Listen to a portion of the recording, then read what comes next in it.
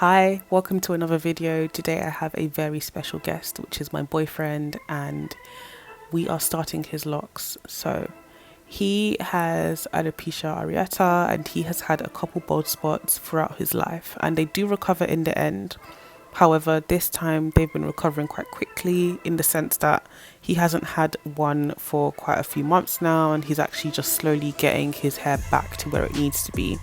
So his doctor had prescribed him a really good shampoo, and I have also created a simple routine for him that focuses on his scalp and the health of his hair. So we had been wondering whether him starting his lock journey now would be a good idea, since he is growing his hair back, and in December of 2022 when this video was filmed, we decided to go ahead and start his lock journey. Also, this video is super sped up, by the way. Like, I'm not hurting his hair is good, he's Gucci, and we are watching the World Cup final, so I hope that lets you know the time of year that we are in. Yeah, we're watching the World Cup final. It was what a World Cup final is supposed to be honest. The drama, the theatrics, all of it, loved it.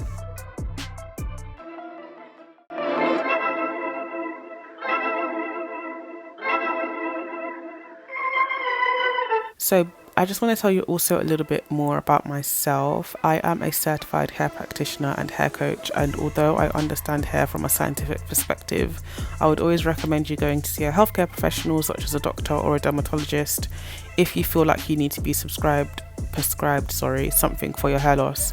So this is what my boyfriend did, and I simply created a routine for him based around what the doctor prescribed. So the doctor prescribed him a dandruff shampoo, and I'll put this on the screen. And normally his hair would grow back slowly but surely with just this shampoo, but this prescription also helped me understand that my boyfriend just needed to clean his hair consistently and remove a lot of buildup from his scalp, and to have a really good environment for regrowth. So this also means that heavy products and high tension hairstyles are probably not a good choice for his hair, just based off that prescription and what the doctor had told him in his appointment. So he had been growing his hair from skin fades for about 2 years up until this point, and I encouraged him, I'm not gonna lie, to start growing out his hair, because why not? Men don't really grow their hair, men don't really see the potential of what their hair can do.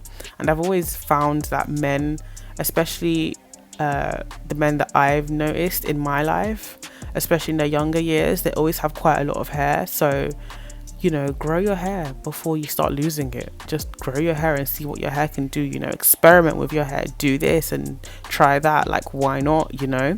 So I always encouraged him to kind of just try, and yeah, now he is ready and mentally ready to start some locks.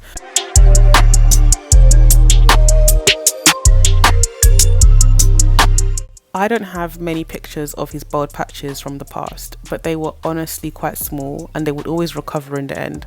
However, you may know that with alopecia areata, this is an autoimmune disease, and for each person there may be a trigger that is specifically kind of to them and for their own reasons and to their own kind of immune system. But for him, I've noticed that this trigger is stress.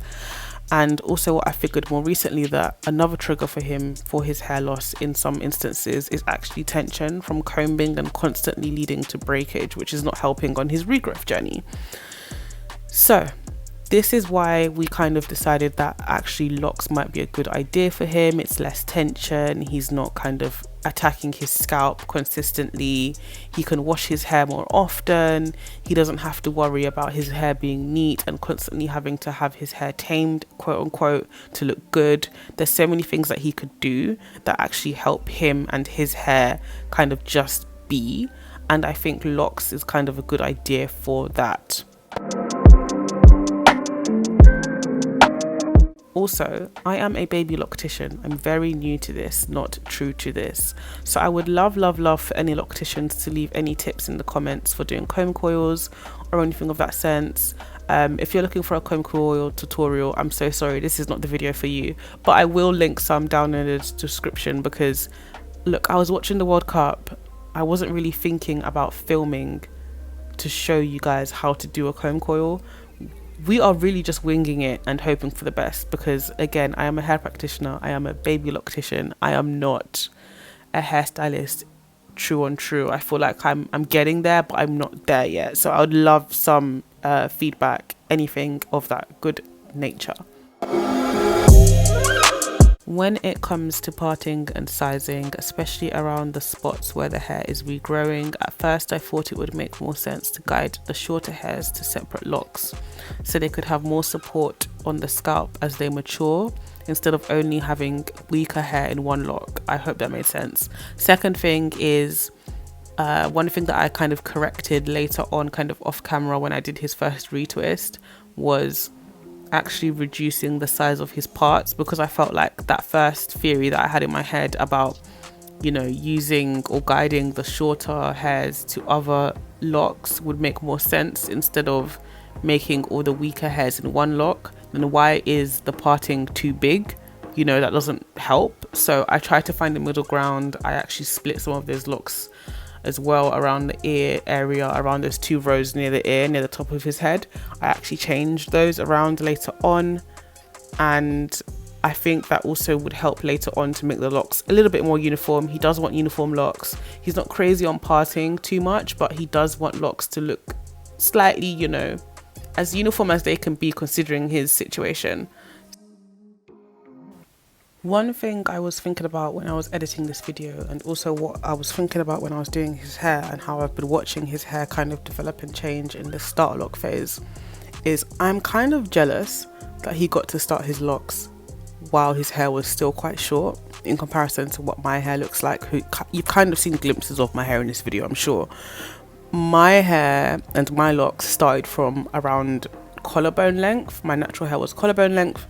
So I feel a longer time in kind of my hair locking, and it's just going to be interesting to see what this looks like with someone who has shorter hair. And they always say that shorter hair locks faster, so I am excited to see what that looks like.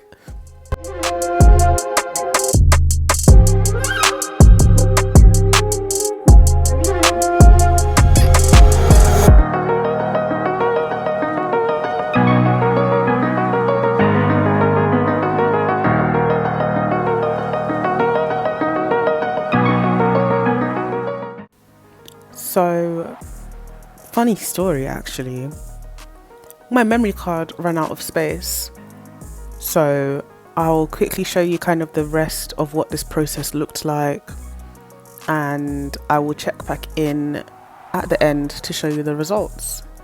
Trust me to not even notice that until I get to the top of the head and I'm like, oh damn, it stopped recording. Oh, why has it stopped recording? Oh, because the memory card is full.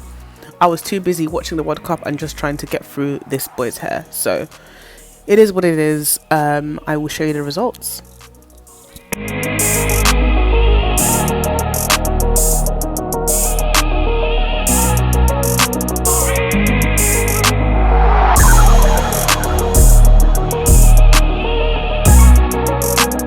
So these are the results. I'm really happy with them. It's the first time I've ever done comb coils. It's the first time I've ever started locks on someone, point blank, period.